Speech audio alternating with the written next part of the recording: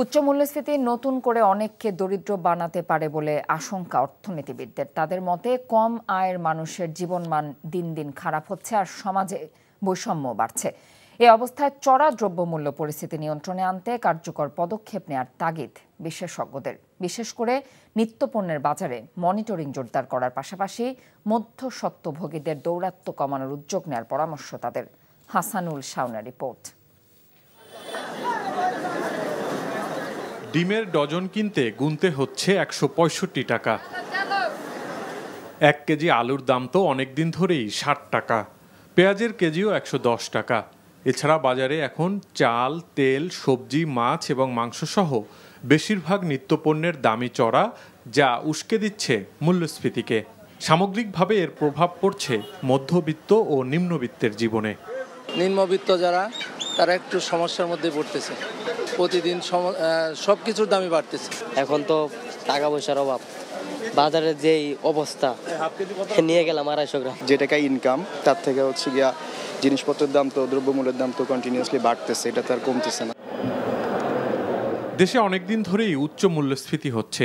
কোনোভাবেই মূল্যস্ফীতির অঙ্কটাকে ৯% নিচে নামানো যাচ্ছে না। মূল্যস্ফীতির কষাঘাতে সমাজে দারিদ্র্য আর বৈষম্য বাড়তে পারে বলে আশঙ্কা অর্থনীতিবিদদের। দারিদ্র তো শুধু বেড়ে যাওয়ার শুধু আশঙ্কা না, এটার একটা অভিঘাত অবশ্যই পড়েছে। আমাদের দারিদ্র সীমার উপরে যারা ছিলেন তারা হঠাৎ করে আবার নিচে নেমে আসেন।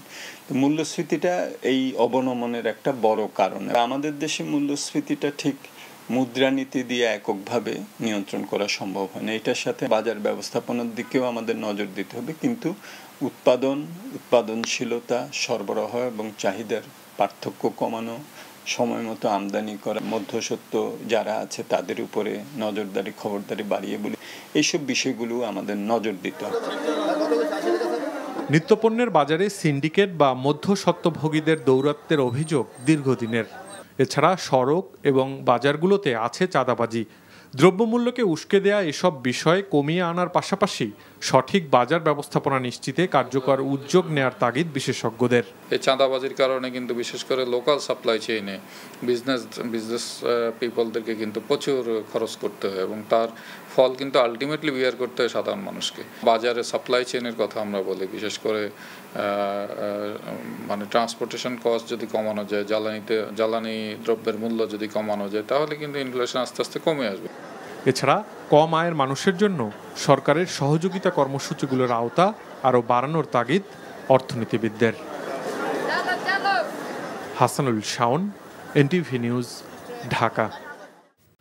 রাজনৈতিক মতাদর্শের ঊর্ধ্বে থেকে যে অফিসাররা সামরিক জীবনে বিভিন্ন কর্মকাণ্ডে যোগ্য নেতৃত্ব প্রদানে সফল হয়েছেন, সেই অফিসারদেরকে পদোন্নতির জন্য নির্বাচন করার নির্দেশনা দিয়েছেন অন্তর্বর্তীকালীন সরকারের প্রধান উপদেষ্টা অধ্যাপক ডক্টর মোহাম্মদ ইউনূস। সকালে ঢাকা সেনানিবাসে সেনা সদর নির্বাচনী পর্ষদ ২০২৪-এর আনুষ্ঠানিক উদ্বোধন করে প্রধান উপদেষ্টা এই নির্দেশনা দেন। প্রথম পর্বের এই পদোন্নতি পর্ষদে বাংলাদেশ সেনাবাহিনীর কর্নেল ও লেফটেন্যান্ট কর্নেল পদবীর যোগ্য কর্মকর্তারা পরবর্তী পদোন্নতির জন্য বিবেচিত হবেন। প্রধান উপদেষ্টা পদোন্নতির জন্য অফিসারদের পেশাগত দক্ষতা, নেতৃত্বের গুণাবলী, শৃঙ্খলার মান, সততা, বিশ্বস্ততা ও আনুগত্যের উপর গুরুত্ব আরোপ করতে নির্বাচনী পর্ষদের সদস্যদের নির্দেশনা দেন। এছাড়াও সৎ, নীতিবান এবং নেতৃত্বের গুণাবলী সম্পন্ন অফিসাররাই উচ্চতর পদোন্নতির দাবিদার বলে মন্তব্য করেন প্রধান উপদেষ্টা। দেশের পূর্বাঞ্চলে সাম্প্রতিক বন্যায় মোট ক্ষতি হয়েছে $1.2 বিলিয়ন, যা জিডিপি 0.26% বলে জানিয়েছে centre for policy dialogue CPD. দুপুরে সিপিডি প্রধান কার্যালয়ে এক সংবাদ সম্মেলনে সংস্থাটি বলছে, সরকারের সমন্বয়হীনতার কারণে এবার ক্ষতির পরিমাণ বেড়েছে।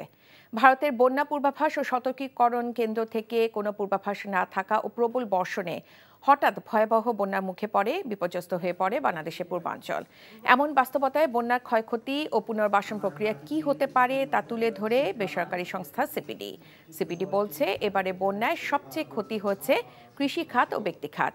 আর এত বেশি ক্ষতির মূল কারণ ছিল ত্রাণ বিতরণ থেকে শুরু করে সার্বিক কার্যক্রমের সমন্বয়হীনতা।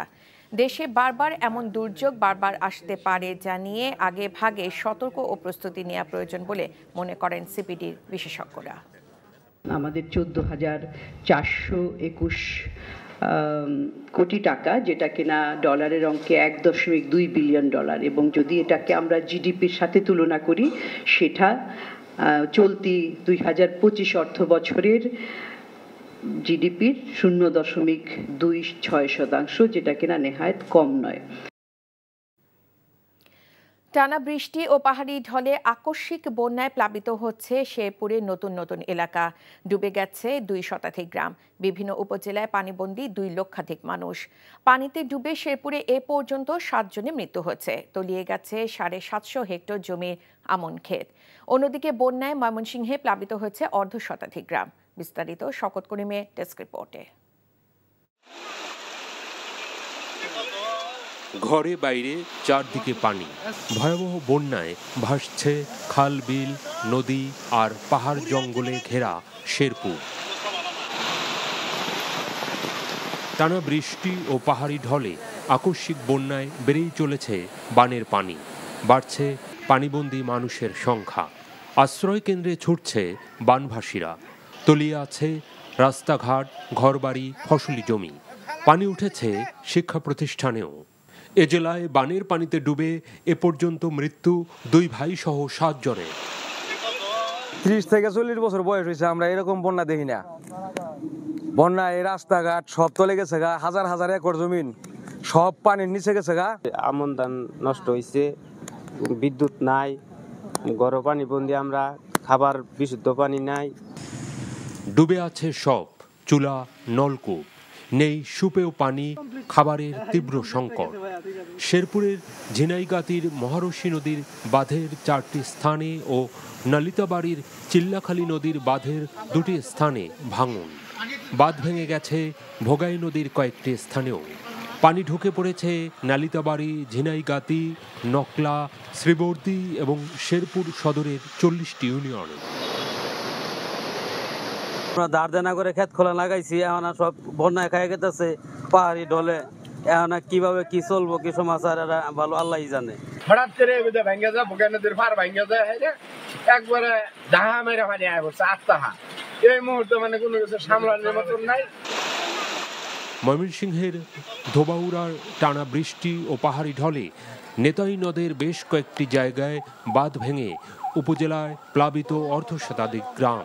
1981 সালের পরে বোধহয় এই এলাকার মানুষজন এত বড় বন্যার সম্মুখীন হয়নি, যে কারণে আমাদের এখানে আশ্রয় কেন্দ্রগুলিতে আসলে মানুষের উপস্থিতি কম, তারা অভ্যস্ত না। এই মানুষগুলিকে খাদ্য বা যে কোনো তার দেওয়ার জন্য যে পর্যাপ্ত তাদের যে চাহিদা, সেই চাহিদা মোতাবেক সরকার আমাদেরকে পর্যাপ্ত সহায়তা দিয়েছে। দুর্গত অনেক এলাকা বিদ্যুৎ বিচ্ছিন্ন, ভেঙে পড়েছে আঞ্চলিক সড়ক যোগাযোগ। বন্যার্তদের পাশে আইন শৃঙ্খলা বাহিনী ও স্বেচ্ছাসেবক দল, তবে অনেক প্রান্তিক অঞ্চলে এখনো পৌঁছায়নি ত্রাণ। শওকত করিম, এনটিভি নিউজ ডেস্ক।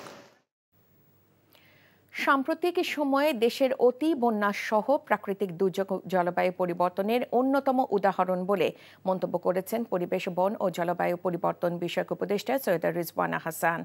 রোববার রাজধানী ব্র্যাক সেন্টারে মানুষের জন্য ফাউন্ডেশন আয়োজিত নারীর ক্ষমতায়নের মধ্য দিয়ে জলবায়ু সহিষ্ণু সমাজ প্রতিষ্ঠা শীর্ষক প্রকল্পের বার্ষিক সম্মেলনে তিনি এসব কথা বলেন। নারীর ক্ষমতায়নে বিশেষ অবদান রাখায় দেশের বিভিন্ন প্রান্ত থেকে আসা 5 জন নারীকে এই সময় বিশেষ সম্মাননা প্রদান করা হয়। জলবায়ু পরিবর্তনের ফলে বাংলাদেশ সহ অন্যান্য ক্ষতিগ্রস্ত দেশ, উন্নত দেশ থেকে যে পরিমাণ ক্ষতিপূরণ পাওয়ার কথা সেটা দেয়া হয় না বলেও মন্তব্য করেন উপদেষ্টা। উন্নয়নের নামে প্রকৃতি বিনষ্ট বন্ধ করা না গেলে জলবায়ু পরিবর্তনের চ্যালেঞ্জ মোকাবিলা করা সম্ভব নয় বলেও জানান তিনি।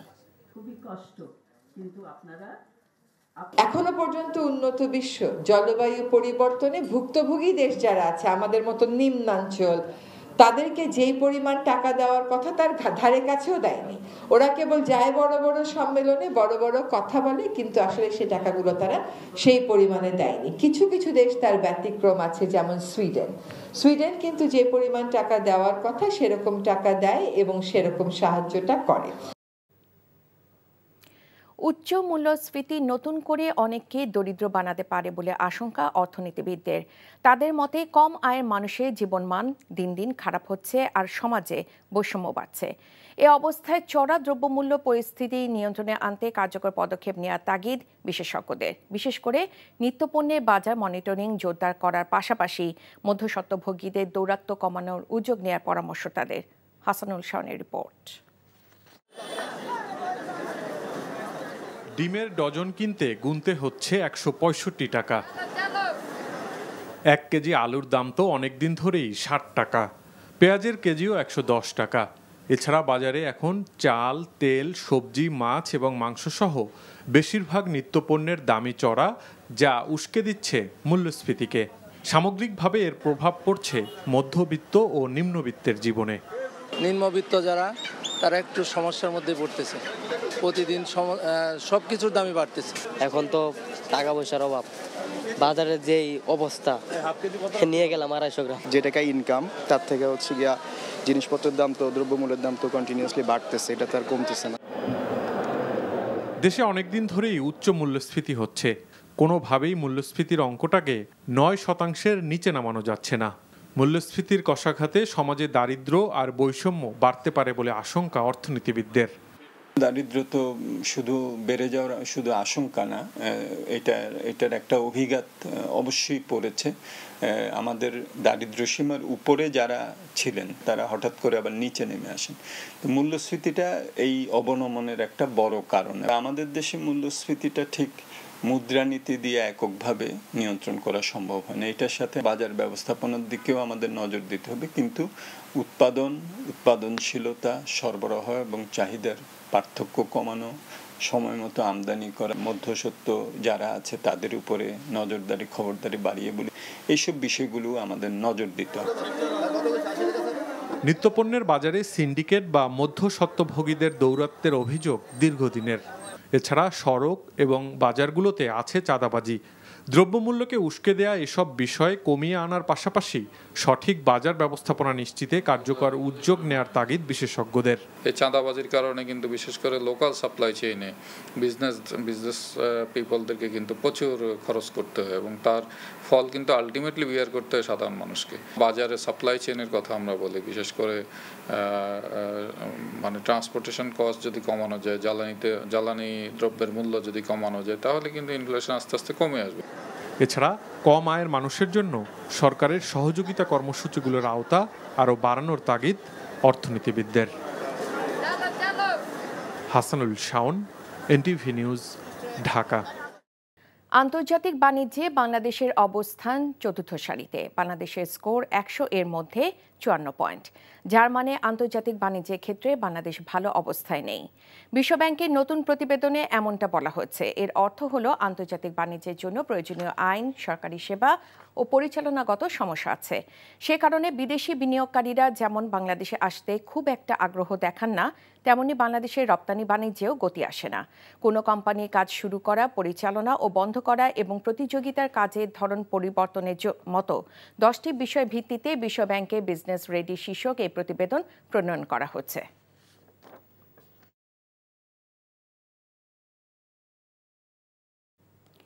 পুলিশকে একটি জনবান্ধব বাহিনীতে পরিণত করতে সব অংশীজনের সাথে আলোচনা করে এবং অন্যান্য দেশে পুলিশ কিভাবে কাজ করে সেগুলো বিবেচনা করে পুলিশ বাহিনী সংস্কারের সুপারিশ করা হবে বলে জানিয়েছেন পুলিশ সংস্কার কমিশনের প্রধান সফররাজ হোসেন। আজ স্বরাষ্ট্র উপদেষ্টার সাথে সাক্ষাৎ করতে গিয়ে তিনি এসব কথা বলেন। আমরা চাই যে এটা গণতান্ত্রিক দেশে পুলিশ একটা ভালো একটা বাহিনী কাজ করুক, বিভাগ কাজ করুক, জনসাধারণের যাতে সেবা দিতে হয়। মুখ্য উদ্দেশ্য হয় জনসাধারণকে সেবা দেওয়া। সেভাবেই পুলিশ বাহিনী, এবং আমরা আশেপাশের দেশের এবং পৃথিবীর বিভিন্ন দেশের আজকাল তো সব বই পাওয়া যায়, খবর পাওয়া যায় এবং ইন্টারনেটে পাওয়া যায়, এবং আমরা সবাই প্রায় বিদেশে পড়াশোনা করছি। আমি করেছি, ওনারা অনেকেই করেছেন। সুতরাং আমরা একটা মোটামুটি ধারণা আছে যে বিদেশে কীভাবে পুলিশ বিভাগ কাজ করে। সেখান থেকে আমরা বেস্ট প্র্যাকটিস আমরা নেওয়ার চেষ্টা করবো, আলোচনার মাধ্যমে বেস্ট প্র্যাকটিস। দৈনিক আমার দেশের সম্পাদক মাহমুদুর রহমান বলেছেন, বাংলাদেশের গণমাধ্যম ভারতীয় সম্প্রসারণবাদীদের দখলে চলে গেছে। আজ জাতীয় প্রেসক্লাবের সাংবাদিকদের সাথে মত বিনিময়কালে তিনি এসব কথা বলেন। তার প্রতি বাংলাদেশের মানুষ যে ভালোবাসা দেখিয়েছে, সেই কৃতজ্ঞতা জানানোর ভাষা তার জানা নেই বলে উল্লেখ করেন এই সাংবাদিক। শেখ হাসিনাকে দানব উল্লেখ করে মাহমুদুর রহমান বলেন, হাসিনার জুলুম নিয়ে আলোচনা কমে গেছে, বরং সরকারের ভালো খারাপ নিয়ে আলোচনা চলছে। জুলাই বিপ্লব যারা করেছে তারা স্বৈরাচারের বিরুদ্ধে দৈনিক আমার দেশের সংগ্রামের কথা জানে না মন্তব্য করেন তিনি। ফ্যাসিস্ট সরকারের দোষর সাংবাদিকরা এখনো কিভাবে প্রেস ক্লাবে প্রবেশ করে তা নিয়ে অভিযোগ করেন মাহমুদুর রহমান। আমরা অনুসন্ধানী সাংবাদিকতা শুরু করেছি। 1971 সাল থেকে বাংলাদেশের মিডিয়া সম্পূর্ণভাবে ভারতীয় এজেন্ট এবং ভারতীয় সম্প্রসারণবাদের যারা এদেশীয় দালাল তাদের দখলে চলে গেছে। আমি ইকবাল সোবহান চৌধুরী কিংবা নাইমুল ইসলাম খান মার্কা দুর্নীতিবাজ এবং নিম্ন শ্রেণীর চাটুকারদের কথা বলতে চাই না। আমার অবাক লাগে যে ইকবাল সোবহান চৌধুরী নাকি এখনো প্রেস ক্লাবে আসে। কিভাবে আপনারা বসেন? এ পর্যন্ত 5 আগস্টের ঘটনায় এজাহারভুক্ত 39 জন প্রভাবশালীকে গ্রেফতার করেছে র্যাব। পাশাপাশি বাকিদের সন্ধানে অভিযান চলছে বলে জানিয়েছে সংস্থাটি। দুপুরে কারওয়ান বাজার র্যাবের মিডিয়া সেন্টারে রাজধানী থেকে অপহৃত এক শিশুকে উদ্ধার বিষয়ে সংবাদ সম্মেলনে এমন তথ্য জানান র্যাবের আইন ও গণমাধ্যম শাখার পরিচালক লেফটেন্যান্ট কর্নেল মুনিম ফেরদৌস। এক প্রশ্নের জবাবে তিনি বলেন, আওয়ামী লীগ সাধারণ সম্পাদক ওবায়দুল কাদের সহ প্রভাবশালী অন্যদের গ্রেফতারে কাজ করছে সংস্থাটি। এছাড়া গোয়েন্দা পুলিশের দায়িত্বে থাকা অভিযুক্ত দুর্নীতিবাজ কর্মকর্তাদের গ্রেফতারেও সচেষ্ট রয়েছে র্যাব। এসব ব্যক্তিদের বিষয়ে কারো কাছে কোনো তথ্য থাকলে র্যাবকে দিয়ে সহযোগিতা করারও আহ্বান জানান তিনি। সদরঘাট থেকে অপহৃত শিশুকে পিরোজপুরে মঠবাড়িয়া থেকে উদ্ধার করা হয়েছে বলেও জানানো হয় সংবাদ সম্মেলনে। তবে অপহরণকারীকে এখনো গ্রেফতার করা যায়নি। খাওয়ানো হয় এবং তাকে জোরপূর্বক মারধর করে, তার স্ত্রীও তাকে 39 জনকে বড় পর্যায়ের নেতা তাদেরকে তো আমরা গ্রেফতার করেছি, যারা মামলার 1 নাম্বার 2 নাম্বার আসামি, এবং প্রতিদিনই আপনি দেখবেন যে রাঘব গোয়াল যারা তাদেরকেই আমরা ধরতেছি। আমরা ছোট পর্যায়ের যে স্ট্যাট সেটা আমি বললাম যে আপনাকে আমি 1170 জনকে ধরেছি। আমরা কাউকেই ছাড় দিব না, আমরা কাউকে ছাড় দিব না এবং দিব না, এবং যখনই আমরা সুযোগ পাবো তখনই আমরা সবাইকে আইনের আওতায় নিয়ে আসবো।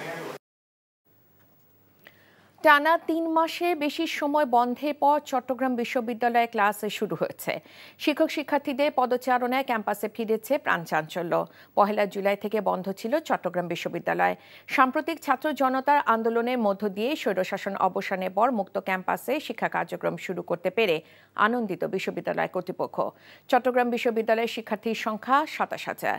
ক্লাস শুরুর প্রথম দিন প্রিয় ক্যাম্পাসে ফিরতে পেরে উৎফুল্ল শিক্ষার্থীরা। ক্লাসের শুরুর 2 দিন আগে থেকে হলসমূহে শিক্ষার্থীদের মাঝে সিট বরাদ্দ শুরু করা হয়েছে বলে জানিয়েছে বিশ্ববিদ্যালয় কর্তৃপক্ষ।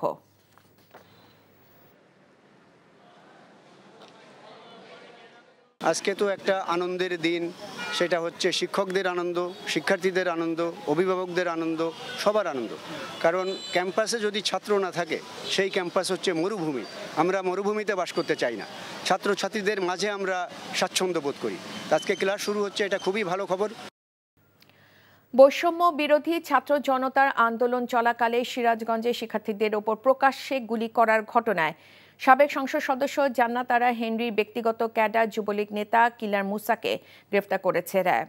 প্রেস বিজ্ঞপ্তিতে র্যাব জানায়, 4 আগস্ট সিরাজগঞ্জ সদরে আন্দোলনরত ছাত্র জনতার উপর প্রকাশ্যে গুলি বর্ষণ করে কিলার আবু মুসা। এতে 3 জন নিহত হয়। এই ঘটনায় সিরাজগঞ্জ সদর থানায় 3টি হত্যা মামলা দায়ের করা হয়। মামলার এজাহারভুক্ত আসামি আবু মুসা। ঘটনার পর থেকে সে পলাতক ছিল। গোপন সংবাদের ভিত্তিতে শনিবার কক্সবাজার পৌরসভার কলাতলি বীজ এলাকা থেকে আবু মুসাকে গ্রেফতার করা হয়। কিলার মুসা সিরাজগঞ্জ 2 আসনের সাবেক সংসদ সদস্য জান্নাত আরা হেনরির ব্যক্তিগত ক্যাডার ছিলেন। ক্ষমতার অপব্যবহার করে সিরাজগঞ্জ পৌরসভা এলাকায় জোরপূর্বক ভূমি দখল, চাঁদাবাজি, টেন্ডারবাজি সহ নানা অপরাধমূলক কর্মকাণ্ডে জড়িত ছিল মুসা। ময়মনসিংহ মেডিকেল কলেজ ক্যাম্পাস ও হোস্টেলে বিভিন্ন অপরাধে জড়িত থাকার অভিযোগে 28 জন শিক্ষার্থীকে সাময়িকভাবে বহিষ্কার করা হচ্ছে। এদের মধ্যে রয়েছেন ময়মনসিংহ মেডিকেল কলেজ শাখা ছাত্রলীগের সভাপতি অনুপম সাহা, সাধারণ সম্পাদক আব্দুল্লাহ আল হাসান। গতকাল কলেজের সভাকক্ষে অনুষ্ঠিত একাডেমিক কাউন্সিলের সভায় এই সিদ্ধান্ত হয়। কর্তৃপক্ষ জানায়, তদন্ত কমিটি প্রতিবেদন না আসা পর্যন্ত তারা একাডেমিক কোনো কার্যক্রমে অংশ নিতে পারবেন না। এছাড়া তাদেরকে ক্যাম্পাস ও হোস্টেল থেকেও সাময়িক বহিষ্কার করা হচ্ছে। অভিযোগ তদন্তের জন্য ইতোমধ্যে 7 সদস্যের তদন্ত কমিটি গঠন করা হচ্ছে। আগামী 5 কর্মদিবসের মধ্যে প্রতিবেদন দাখিল করার কথা রয়েছে কমিটির। মুন্সিগঞ্জে সাবেক রাষ্ট্রপতি ও বিশিষ্ট চিকিৎসক ডাক্তার AQM বদরুদ্দোজা চৌধুরী তৃতীয় নামাজে জানাজা অনুষ্ঠিত হয়েছে। সকাল 10টার দিকে মুন্সিগঞ্জ শ্রীনগর উপজেলা স্টেডিয়ামে হাজারো মানুষের উপস্থিতিতে জানাজা নামাজ অনুষ্ঠিত হয়। এতে উপজেলা প্রশাসনের কর্মকর্তা, বিভিন্ন রাজনৈতিক দলের স্থানীয় নেতৃবৃন্দ ও গণমান্য ব্যক্তিবর্গ অংশ নেয়। পরে সাবেক রাষ্ট্রপতি মরদেহ নিয়ে যাওয়ার কথা রয়েছে তার গ্রামের বাড়িতে। সেখানে বাদ জোহর গ্রামের বাড়ি মজিদপুর দয়াহাটায় চতুর্থ জানাজা শেষে পারিবারিক কবরস্থানে তাকে দাফন করা হবে। জানাজার পর বাবার জন্য দোয়া চাইলেন বদরুদ্দোজার ছেলে মাহিবি চৌধুরী। শুধু রাজনীতিবিদ হিসেবে না, মানুষ হিসেবে, বাবা হিসেবে, ডাক্তার হিসেবে 3টা জিনিস গিয়েছেন। একটা, উনি সবসময় বলছেন, যেটা আমি বললাম, যে শ্রদ্ধা করে কেউ কখনো ছোট হয় না, আর হিংসা করে কেউ কখনো বড় হয় না। আপনি যতদিন পর্যন্ত সমাজ থেকে হিংসা ছড়াইতে না পারবেন, ততদিন পর্যন্ত আপনার সমাজ সুন্দর হবে। স্বৈরাচার শেখ হাসিনার সরকারের দুর্নীতির মহাসাগরে এখন দেশ হাবুডুবু খাচ্ছে বলে মন্তব্য করেছেন নৌপরিবহন উপদেষ্টা ব্রিগেডিয়ার জেনারেল অবসরপ্রাপ্ত এম সাখাওয়াত হোসেন। সকালে চট্টগ্রামের বাংলাদেশ শিপিং কর্পোরেশনের প্রধান কার্যালয়ে সাম্প্রতিক 2টি জাহাজে দুর্ঘটনা নিয়ে প্রতিষ্ঠানটির কর্মকর্তাদের সঙ্গে আলোচনা শেষে এসব কথা বলেন তিনি। এম সাখাওয়াত বলেন, পরপর 2টি জাহাজে দুর্ঘটনার কারণ অনুসন্ধানে গঠিত কমিটির পরিধি বর্ধিত করে 10 সদস্য করা হয়েছে। দুর্নীতির জন্য এ মন্ত্রণালয়ে অপ্রয়োজনীয় অনেক খাতে বিনিয়োগ করা হয়েছে, যা এখন গলার কাঁটা বলে মন্তব্য করেন সাখাওয়াত। একজন প্রধানমন্ত্রী ছিলেন, তিনি হাসতে হাসতে বললেন তার পিয়ন 400 কোটি টাকা নিয়ে গেছে। আপনি কোনোদিন স্বপ্নে দেখছেন 400 কোটি টাকা? আমি তো দেখি নাই। এটা চুরির মহাসমুদ্র না, প্রশান্ত মহাসাগর। ডুব দিলে আপনি টেরি পাবেন না কোথা থেকে কি। এখন যেটা হয়ে গেছে ভাই, সেটা তো দুদক আছে। আমাদের কাছে যেই ডকুমেন্টগুলো আছে আমরা দুদককে পাঠিয়ে দিচ্ছি, যে দুদকে ইনকোয়ারি হবে। বাংলাদেশ ভারত সীমান্তে যে হত্যাকাণ্ড হয়, বিশ্বের কোনো দেশে এমনটি নেই বলে মন্তব্য করেছে বিএনপি সিনিয়র যুব মহাসচিব রুহুল কবির রিজভী। দুপুরে মৌলভীবাজারের জুড়ি উপজেলায় ভারতীয় সীমান্তরক্ষী বাহিনী BSF এর গুলিতে নিহত স্বর্ণা দাসের বাড়ির পাশে এক সভায় তিনি কথা বলেন। রিজভী বলেন, BSF গুলি করে নির্বিচারে হত্যা করলেও স্বৈরশাসক শেখ হাসিনা বরাবরই নিশ্চুপ ছিলেন। ক্ষমতার লোভে তিনি চাননি ভারতকে অখুশি করতে। পরে স্বর্ণা দাসের পরিবারের কাছে আর্থিক অনুদান তুলে দেন রিজভী। জেলা বিএনপির উপদেষ্টা শরীফুল হক সহ সিনিয়র নেতারা এ সময় উপস্থিত ছিলেন। শেখ হাসিনা তার জোর জবরদস্তির ফ্যাসিবাদের 16-17 বছরে এত সীমান্তে হত্যা হয়েছে, কিন্তু তিনি নিশ্চুপ। ভারত বাংলাদেশ সীমান্তকে পৃথিবীর সবচাইতে রক্তাক্ত সীমান্ত, সবচাইতে সহিংস সীমান্ত, সবচাইতে মৃত্যু আর লাশের সারিতে মিছিলে পরিণত করার সীমান্ত পরিণত হয়েছে। দৈনিক আমার দেশের সম্পাদক মাহমুদুর রহমান বলেছেন, 71 সালের পর থেকে বাংলাদেশের অধিকাংশ গণমাধ্যম ভারতীয় সম্প্রসারণবাদীদের দখলে চলে গেছে। এখনও ভারতের এজেন্ট হিসেবে কাজ করছে তারা। গণমাধ্যমকে ফ্যাসিবাদ মুক্ত করতে না পারলে জুলাই বিপ্লবের সুফল পাওয়া যাবে না বলেও মনে করেন তিনি। আজ জাতীয় প্রেস ক্লাবে সাংবাদিকদের সাথে মতবিনিময় সভায় তিনি এসব কথা বলেন। অন্তর্বর্তী সরকার দ্রুত সুষ্ঠু নির্বাচন দিয়ে সরে যাবেন বলেও প্রত্যাশা তার। আরও জানাচ্ছেন হাসান জাভেদ। 6 বছরের নির্বাসন শেষে দেশে ফিরে প্রথমবারের মতো সাংবাদিকদের সাথে মতবিনিময় করেন আমার দেশ সম্পাদক মাহমুদুর রহমান। বলেন, দেশে এখনও ফেসিবাদের দোসররা আছে, গণমাধ্যম ভারতীয় এজেন্টের দখলে চলে গেছে, যা দেশের জন্য মূল সমস্যা বলেও মনে করেন তিনি। বাংলাদেশের মিডিয়ায় এখন পর্যন্ত গত 53 বছর ধরে স্বাধীনতার পরে ভারতীয় হেজেমনি সম্পূর্ণভাবে নিয়ন্ত্রণ করে বসে আছে বাংলাদেশের অধিকাংশ মিডিয়া। হাসিনার ফ্যাসিবাদ এবং ইন্ডিয়ান হেজেমনি, ভারতীয় আধিপত্যবাদের বিরুদ্ধে মেসেজ ছিল আমার দেশের, যে আমার দেশ স্বাধীনতার কথা বলে। ফ্যাসিবাদ কতটা এখনো বিস্তৃত যে এখনো মাহমুদুর রহমানকে এসবির রিপোর্টে বলা হয় ক্রিমিনাল। সংস্কার কমিশনে কয়েকজনের নিয়োগ নিয়েও প্রশ্ন তোলেন মাহমুদুর রহমান। বলেন, মৌলবাদের কার্ড ব্যবহার করে অতীতে গুম, খুন, হামলা ও মামলা হয়েছে। এখনো মৌলবাদের উত্থান হচ্ছে বলে অপপ্রচার চলছে। আমি খুব অবাক হলাম, এই সরকারের খুব পাওয়ারফুল একজন ব্যক্তি ডক্টর ইফতেখারুজ্জামান, তিনি কদিন আগে বললেন মৌলবাদের উত্থান হচ্ছে বাংলাদেশে। তা আমি জানতে চাই, বাংলাদেশে মৌলবাদের উত্থান ইফতেখারুজ্জামান কোথা থেকে দেখলেন আবার নতুন করে? এই একই বয়ান দিয়ে বাংলাদেশে ফ্যাসিবাদ প্রতিষ্ঠা হয়েছে। শেখ হাসিনা 16 বছর ফ্যাসিস্ট শাসন চালাতে পেরেছে, এই মৌলবাদের কার্ড ফেরি করে তারা চালাতে পেরেছে। ছাত্রলীগকে 7 দিনের মধ্যে নিষিদ্ধ ঘোষণা, বঙ্গবন্ধু এভিনিউর নাম পরিবর্তন সহ 7 দফা দাবিও অন্তর্বর্তী সরকারের কাছে তুলে ধরেন তিনি। কোনো বাধা না আসলে আমার দেশ পত্রিকা পুনরায় প্রকাশ করার কথাও জানান মাহমুদুর রহমান। Hasan Jabed, NTV news, Dhaka. আর কয়েকদিন পরই হিন্দু সম্প্রদায়ের সবচেয়ে বড় ধর্মীয় উৎসব শারদীয় দুর্গাপূজার আনুষ্ঠানিকতা শুরু হবে। পূজার প্রস্তুতি উপলক্ষে ফরিদপুর, গাইবান্ধা সহ বিভিন্ন জেলায় চলছে প্রস্তুতি। প্রশাসনের পক্ষ থেকে সব ধরনের নিরাপত্তা দেওয়ার কথা বলা হচ্ছে। বিস্তারিত ডেস্ক রিপোর্টে। আগামী 9 অক্টোবর মহাষষ্ঠীর মধ্য দিয়ে শুরু হবে পূজার মূল আনুষ্ঠানিকতা, যা শেষ হবে 13 অক্টোবর মহাদশমী দেবী বিসর্জনের মধ্য দিয়ে। ফরিদপুরে এবার 727টি মন্দিরে দুর্গাপূজা অনুষ্ঠিত হবে। প্রতিটি মন্দিরে শেষ মুহূর্তের প্রস্তুতিতে ব্যস্ত রয়েছেন সবাই। এখন চলছে রঙের কাজ। পূজার কাজ আমরা শুরু করছি এবং অনেক দ্রুত চেষ্টা নিচ্ছি যেভাবে যত তাড়াতাড়ি সম্ভব কাজ আগিয়ে নেওয়ার জন্য। এবার নতুন চমক নিয়ে আসার চেষ্টা করা হচ্ছে এবং সবাই খুব উৎসাহিত। সুষ্ঠুভাবে এবং সুন্দরভাবে হওয়ার জন্য সর্বাত্মক সহযোগিতা আমাদের প্রত্যেকটা নেতাকর্মী সমস্ত মন্দিরের পাশে থেকে সহযোগিতা করে যাবে। ফরিদপুরের পুলিশ সুপার বলেন, শান্তিপূর্ণভাবে দুর্গাপূজা সম্পন্ন করতে সব প্রস্তুতি সম্পন্ন করা হয়েছে। সেনাবাহিনী, পুলিশ, র্যাব, আনসার সহ মোবাইল টিম কাজ করবে। পুলিশের পাশাপাশি আমাদের আনসার বাহিনী থাকবে, গ্রাম পুলিশ থাকবে, তার পাশাপাশি আমাদের সাদা পুলিশ পোশাকে, অর্থাৎ আমরা যেটা গোয়েন্দা নজরদারি বলি, সেই গোয়েন্দা নজরদারির জন্য আমাদের সাদা পোশাকে পুলিশ নিয়োজিত থাকবে। আসন্ন শারদীয় দুর্গাপূজা উপলক্ষে গাইবান্ধায় চলছে জোর প্রস্তুতি। প্রতিমা রং করা এবং মণ্ডপ তৈরির কাজে ব্যস্ত সময় পার করছেন আয়োজকরা। শিল্পীরা হাতের নিখুঁত রং তুলির আঁচড়ে ফুটিয়ে তুলছেন দেবী দুর্গার প্রতিমা। এবছর জেলার 7 উপজেলা ও 4টি পৌরসভায় মোট 553টি মন্দিরে শারদীয় দুর্গাপূজা অনুষ্ঠিত হবে। পরিস্থিতি ভালো হয়ে কারণে আমরা সবাই পূজা করতে পারি, কারণ আমরা মূর্তি তৈরি করতে পারি। আমরা এখন অনেক ব্যস্ততার মাঝে আছি। সব পূজা মণ্ডপে তো একই দিন ডেলিভারি দিতে হবে। নির্বিঘ্ন ও উৎসবমুখর পরিবেশে পূজা অনুষ্ঠানের জন্য ব্যাপক নিরাপত্তা ব্যবস্থা গ্রহণ করা হয়েছে বলে জানান গাইবান্ধার পুলিশ সুপার। পূজা উদযাপন কমিটির সাথে আমরা সমন্বয় সভা করেছি। বর্তমানে আমাদের গোয়েন্দা নজরদারি তৎপর রয়েছে প্রতিটা স্থানে এবং পুরা জেলাতে গোয়েন্দা কার্যক্রম চলমান আছে। এছাড়া ব্রাহ্মণবাড়িয়া, নেত্রকোনা সহ দেশের সব জেলায় সনাতন ধর্মাবলম্বীরা প্রতিমা ও মণ্ডপ তৈরির মধ্য দিয়ে দুর্গাপূজার প্রস্তুতি নিচ্ছেন। আহমেদ শরীফ, এনটিভি নিউজ ডেস্ক। নেত্রকোনায় পূজা মণ্ডপে আর্থিক অনুদান ও ক্যামেরা প্রদান করেছেন জেলা যুবদলের সিনিয়র সহসভাপতি। দুপুরে নেত্রকোনা পৌর শহরের বিভিন্ন পূজা মণ্ডপ পরিদর্শন এবং ব্যক্তিগত তহবিল থেকে আর্থিক অনুদান সহ 12টি মন্দিরে সিসি ক্যামেরা বিতরণ করেছেন জেলা যুবদলের সাবেক সিনিয়র সহসভাপতি আব্দুল্লাহ আল মামুন খান রনি। এ সময় তিনি নেত্রকোনার সাতপাই কালীবাড়ি মন্দির, পালপাড়ায় দুর্গা মন্দির এবং ছোট ও বড় বাজার পূজা আয়োজক কমিটির নেতৃবৃন্দের সাথে মতবিনিময় সভা করেন।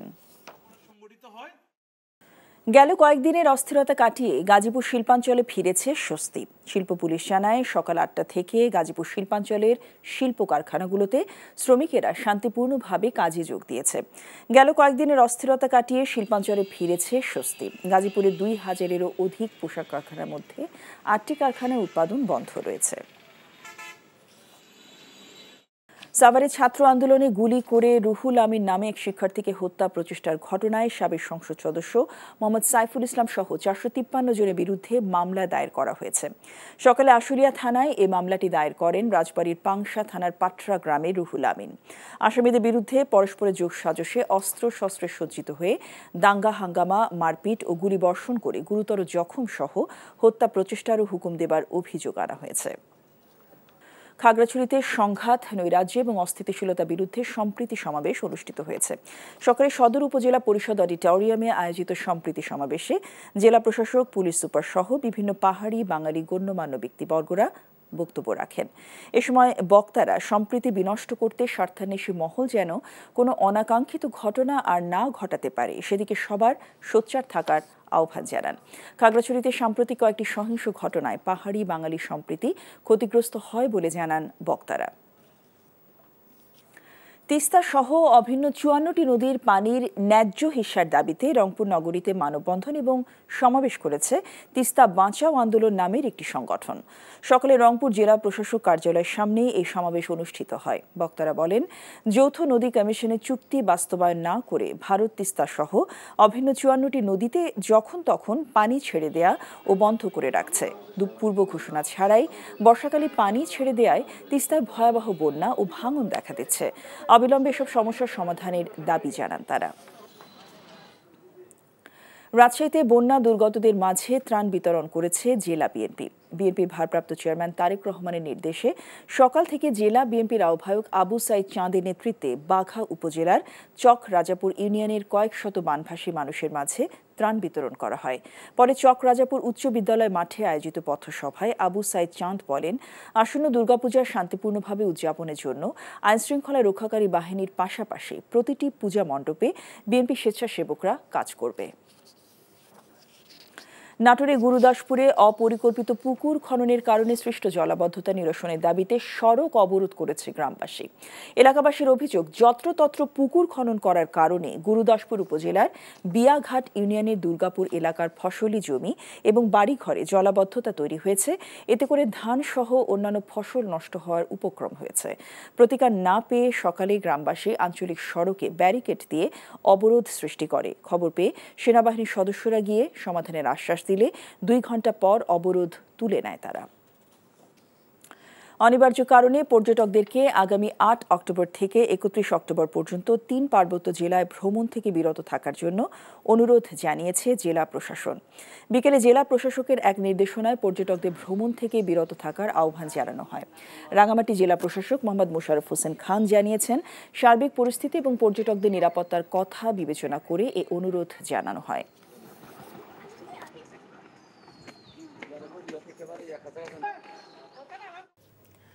দেশের পূর্বাঞ্চলে সাম্প্রতিক বন্যায় ১৪,৫০০ কোটি টাকার ক্ষতি হয়েছে বলে জানিয়েছে centre for policy dialogue CPD.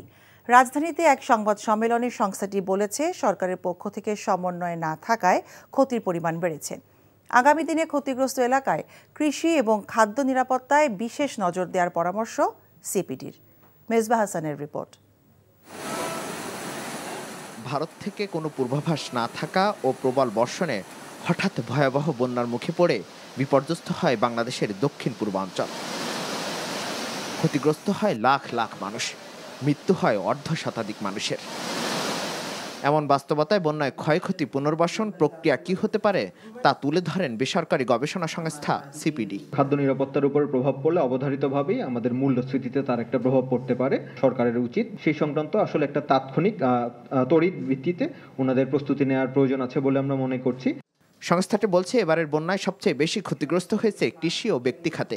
আমাদের 14,421 কোটি টাকা, যেটা কিনা ডলারের অঙ্কে $1.2 বিলিয়ন, এবং যদি এটাকে আমরা জিডিপির সাথে তুলনা করি সেটা চলতি 2025 অর্থ বছরের জিডিপির 0.26%, যেটা কিনা নেহায়েত কম নয়। উজান থেকে আকস্মিক পানি আসা ও ত্রাণ কার্যক্রমে খানিকটা সমন্বয়ের অভাবকে বন্যায় এত ক্ষতির মূল কারণ হিসাবে চিহ্নিত করেছেন তারা। সরকারেরই বিভিন্ন মন্ত্রণালয় বিভাগ, তাদের এটা একটা সম্মিলিত প্রচেষ্টার বিষয় থাকে এবং যে কোনো ধরনের প্রাকৃতিক দুর্যোগের ক্ষেত্রে এগুলো সত্য রয়েছে। দুর্যোগ প্রস্তুতি ব্যবস্থাপনায় বিশেষজ্ঞ প্যানেল তৈরি করে ব্যবস্থাপনা প্রয়োজন বলে মনে করেন সিপিডির গবেষণা পরিচালক। প্রকৃতিগতভাবে আমাদের অনুধাবন করা দরকার, এই ধরনের বন্যার প্রকোপ বাংলাদেশে আগামীতে বাড়বে। 56 জনের মৃত্যু কিন্তু অনেক বেশি। সুতরাং আগামী দিনে একটা বড় ইন্ডিকেটর হবে এমন সিস্টেম করা যাতে ক্ষয়ক্ষতি হোক কিন্তু মৃত্যু ঝুঁকি যাতে আরো কমিয়ে আনা যায়, এরকম ধরনের সিস্টেম আমাদেরকে চিন্তা করতে হবে। দেশে এমন দুর্যোগ বারবার আসতে পারে জানিয়ে আগেভাগেই প্রস্তুতি নেওয়ার তাগিদ দেন সিপিডির বিশেষজ্ঞরা। Misbah Hasan, NTV news, Dhaka. আসন্ন দুর্গাপূজাকে ঘিরে নাশকতার কোনো শঙ্কা নেই। পূজা উদযাপন নির্বিঘ্ন করতে সব ধরনের ব্যবস্থা নেওয়া হয়েছে বলে জানিয়েছেন স্বরাষ্ট্র উপদেষ্টা অবসরপ্রাপ্ত লেফটেন্যান্ট জেনারেল জাহাঙ্গীর আলম। একই সঙ্গে তিনি জানিয়েছেন, নিরাপত্তায় সার্বক্ষণিক পাহারায় থাকবে সশস্ত্র বাহিনীর সদস্যরা। নাহিদ প্রিন্সকে সাথে নিয়ে রিপোর্টে জানাচ্ছেন মুকসিমুল হাসান। দরজায় কড়া নাড়ছে বাঙালি সনাতন ধর্মাবলম্বীদের সবচেয়ে বড় উৎসব শারদীয় দুর্গাপূজা। উৎসবকে কেন্দ্র করে রাজধানী সহ সারা দেশের পূজা মণ্ডপগুলোতে চলছে শেষ মুহূর্তের প্রস্তুতি। বেশিরভাগ জায়গায় প্রতিমা গড়ার কাজ শেষ, চলছে সাজসজ্জার খুঁটিনাটি কাজ। তবে কয়েকটি জেলার কিছু পূজা মণ্ডপকে কেন্দ্র করে পরিস্থিতি ঘোলাটে করতে উস্কানি আর নাশকতার আশঙ্কা থেকে তা প্রতিহত করার উদ্যোগের কথা জানান আয়োজকরা। এদেশের প্রধানমন্ত্রী পালিয়ে গিয়েছে ভারতে, সব পেতারটা তো এই দেশ ছেড়ে পালাতে পারিনি, কিছু রয়ে গেছে। এরা মানুষের কাছে প্রকাশ করতে চায় যে সাম্প্রদায়িক দাঙ্গা। আমি তাই বলবো যে ভারত থেকে যেটা দিচ্ছে ওটা ওদের স্বভাবই মধুবল্লা চাকে ঢিল মারা। আমরা যখন মারবো তারা আবার পালানোর পথও পাবে না। এদিকে পরিস্থিতি ঘোলাটে করতে যারা প্রতিমা ভাঙচুর করছে তাদের দ্রুত বিচারের আওতায় আনার নির্দেশ দিয়েছেন স্বরাষ্ট্র উপদেষ্টা। এই অপকর্মের সাথে যারা জড়িত তারা অবশ্যই বিচারের সম্মুখীন হবে। এনার সাথে যারাই জড়িত সবাই বিচারের সম্মুখীন হতে হবে। আমরা সবারই বিচারটা এনশিওর করার চেষ্টা করব। এরই মধ্যে দুর্গাপূজাকে নির্বিঘ্ন করতে দেশের সব জেলার ডিসিএসপিকে 8 দফা নির্দেশনা দেওয়া হয়েছে বলেও জানান তিনি। পূজা যেন নির্বিঘ্নে হতে পারে এই জন্য আপনাদের সবারই সাহায্য এবং সহযোগিতা দরকার। এই পূজা উদযাপনের জন্য আমরা সেনাবাহিনীকেও মোতায়েন করেছি, নৌবাহিনীকেও মোতায়েন করা হয়েছে, বিমান বাহিনীকেও মোতায়েন করা হয়েছে। এইবার এই জন্য আপনারা কোথাও কোনো ধরনের বাধা বিপত্তি আপনারা ফেস করবেন না। প্লাস আমরা এনটিএনসির মাধ্যমে যেন কোথাও কোনো কিছু হলে যেন সাথে সাথে খবর পৌঁছে যায়, ওই ব্যবস্থা তো আমরা করেছি। সব ধরনের উস্কানির বিরুদ্ধে সত্য ঘটনা তুলে ধরতে গণমাধ্যমকে সজাগ থাকার আহ্বান জানান স্বরাষ্ট্র উপদেষ্টা। Muksimul Hasan, NTV news, Dhaka. বাংলাদেশে নেইমার ভক্তদের জন্য সুখবর। সব ঠিক থাকলে আগামী বছরের শুরুতেই ঢাকায় পা রাখতে পারেন ব্রাজিলের এই সুপারস্টার। এনটিভিকে বিষয়টি নিশ্চিত করেছেন নেইমারের পারিবারিক বন্ধু রবিন মিয়া। নেইমারের সফর ঘিরে বাংলাদেশি ফুটবলার ও সমর্থকদের নিয়ে নানা ইভেন্টেরও পরিকল্পনা রয়েছে।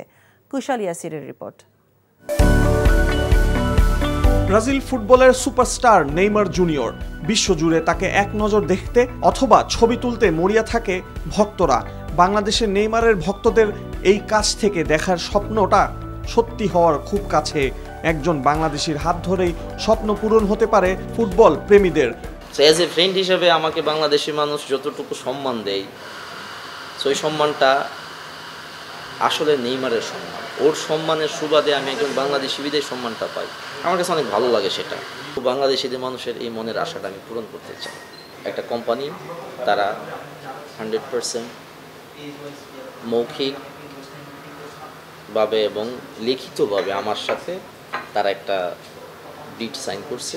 নেক্সট ইয়ারের শুরুর দিকে ইনশাল্লাহ আশা করি যে আমরা সেটা করতে পারব। সম্প্রতি আর্জেন্টিনার এমিলিয়ানো মার্টিনেজ ও ব্রাজিলের রোনালদিনহো বাংলাদেশে পা রাখলেও সাধারণ ভক্তদের জন্য কোনো ইভেন্ট ছিল না।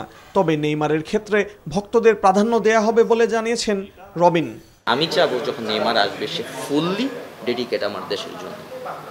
আমার দেশের যে সাধারণ মানুষ নেইমারকে পছন্দ করে বা যারা পছন্দ করে, আমি সর্বোচ্চ চেষ্টা করব যে তাদের ওই মনের আশা পূরণ করার জন্য। মানুষ যেন নেইমারকে দেখতে পারে। আমি তো পারবো না 16 কোটি মানুষকে নেইমারকে দেখাইতে, বাট যারা ফুটবল প্রেমী তাদের জন্য অবশ্যই আমরা ওইভাবে প্ল্যানিং করব। এবং যারা মিডিয়া কর্মী আপনাদের মতো যারা আছেন, আমরা একটা চ্যারিটি ইভেন্ট করব, যেটা আসলে ইমোশনালের যে জায়গাটা মানুষ নেইমার এসে যেন ফিল করতে পারে। আমি আমার ইচ্ছা থেকে আমি চাবো যে ওর ওয়ান অফ দ্য বেস্ট ওয়ার্ল্ডের ট্রিপ হইতে হবে বাংলাদেশ। ভৈরবে বেড়ে ওঠা এই তরুণ জীবিকার তাগিদে পাড়ি জমিয়েছিলেন ল্যাটিনের দেশ প্যারাগুয়েতে। সেখানেই নিজের পছন্দের খেলোয়াড় নেইমারকে দেখার জন্য তারই এক সতীর্থের মাধ্যমে চেষ্টা চালান। এক পর্যায়ে সফল হন। সময়ের সঙ্গে হয়ে ওঠেন নেইমারের বাবাসহ পরিবারের সবার ঘনিষ্ঠজন। কথা আছে না যে আপনার যখন খিদা থাকবে আপনি কোনো না কোনোভাবে খাবার খুঁজে নেবেন। আমার মধ্যে একটা খিদা ছিল। তখন গিয়ে দেখি যে আমার একটা ফ্রেন্ড, ও ফাইন্যান্সের কাজ করে একটা কোম্পানিতে, ও বলতেছে আমি তো জোয়ানকে চিনি। জোয়ানকে সব বললাম। তখন জোয়ান বললো, আমাকে জ্বর এসে কায়দা দিছে, আমি ইমোশনে বলতেছে আমি তোকে নেইমারকে দেখাবো, দিস ইজ মাই কম্প্রোমিস। হঠাৎ করে জোয়ান একদিন ফোন দেয়, তুই টিকিট কাট, আমি প্যারিস যাইতেছি। এয়ারপোর্ট বলতেছে, এয়ারপোর্টের বের হওয়ার সময় আর কি, প্যারিসে বলতেছে তুমি কোথায় যাবো? বললাম নেইমারের বাসায় যাবো, সুন্দর করে আমাদেরকে পাস করে দিল। সর্বপ্রথম ওই বাসার মধ্যে আমি যাকে দেখি নেইমার আসলো, জোয়ানের সাথে হ্যান্ডশেক করলো, আমার সাথে হ্যান্ডশেক করলো, আমার জড়াই দিল, শুধু ব্যাং, আমার সাউন্ড বন্ধ হয়ে গেছে। কুশল ইয়াসির, এনটিভি নিউজ, ঢাকা। সাবেক পরিবেশ ও জলবায়ু মন্ত্রী সাবের হোসেন চৌধুরীকে গ্রেফতার করেছে ঢাকা মেট্রোপলিটন পুলিশের গোয়েন্দা বিভাগ। সন্ধ্যায় রাজধানীর গুলশান এলাকা থেকে তাকে গ্রেফতার করা হয়। ডিএমপির জনসংযোগ ও গণমাধ্যম শাখা থেকে বিষয়টি নিশ্চিত করা হয়েছে। পুলিশ জানায়, ডিবির একটি দল বিকেল থেকেই সাবের হোসেন চৌধুরীর গুলশানের বাসায় অভিযান চালায়। সন্ধ্যায় তাকে গ্রেফতার করা হয়। সাবেক এই মন্ত্রীর বিরুদ্ধে একাধিক মামলা হয়েছে। গ্রেফতারের পর তাকে ডিবি কার্যালয়ে নেওয়া হয়। বাংলাদেশ শিল্পকলা একাডেমির সাবেক মহাপরিচালক মোহাম্মদ লিয়াকত আলী লাকি সহ প্রতিষ্ঠানটির 24 জনের বিরুদ্ধে মামলা দায়ের করেছে দুর্নীতি দমন কমিশন দুদক। রোববার দুদকের সমন্বিত জেলা কার্যালয় ঢাকা 1-এর উপপরিচালক সুমিত্রা সেন এই মামলাটি দায়ের করেন। বাংলাদেশ শিল্পকলা একাডেমির নিয়োগ পরীক্ষার নম্বরপত্রে জালিয়াতি এবং প্রতারণার আশ্রয় নেওয়ার অভিযোগে এই মামলা দায়ের করা হয় বলে জানিয়েছে দুদক। আসামিরা লিখিত পরীক্ষায় অনুত্তীর্ণ প্রার্থীদের নম্বরপত্রের নম্বর বাড়িয়ে অবৈধভাবে 10টি পদে 23 প্রার্থীকে নিয়োগ দিয়েছেন বলে অভিযোগ করা হয়। আসামিদের মধ্যে একাডেমির পরিচালক প্রশাসন জাহাঙ্গীর হোসেন চৌধুরীও আছেন। আন্তর্জাতিক বাণিজ্যে বাংলাদেশের অবস্থান চতুর্থ সারিতে। বাংলাদেশের স্কোর 100-র মধ্যে 54 পয়েন্ট, যার মানে আন্তর্জাতিক বাণিজ্যের ক্ষেত্রে বাংলাদেশ ভালো অবস্থায় নেই। বিশ্বব্যাংকের নতুন প্রতিবেদনে এমনটা বলা হয়েছে। এর অর্থ হলো আন্তর্জাতিক বাণিজ্যের জন্য প্রয়োজনীয় আইন, সরকারি সেবা এবং পরিচালনাগত সমস্যা আছে। সে কারণে বিদেশি বিনিয়োগকারীরা যেমন বাংলাদেশে আসতে খুব একটা আগ্রহ দেখান না, তেমনি বাংলাদেশের রপ্তানি বাণিজ্যেও গতি আসে না।